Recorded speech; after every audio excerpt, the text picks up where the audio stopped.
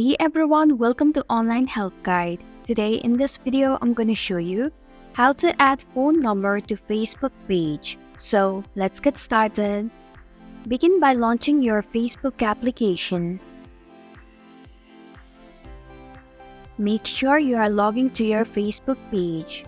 Then tap on your profile icon. Now tap on the three horizontal dots. Then tap on the very first option, that is Edit option. Scroll down until you find Phone option. Then tap on the Phone option, which is under Details. Tap on Add Phone Number option. Now type in your phone number. Once you are done, tap on the Save button.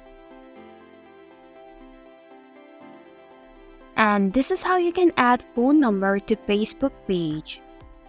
Thanks for watching Online Help Guide. If you like this video, hit the like button and drop a comment with any questions or feedback.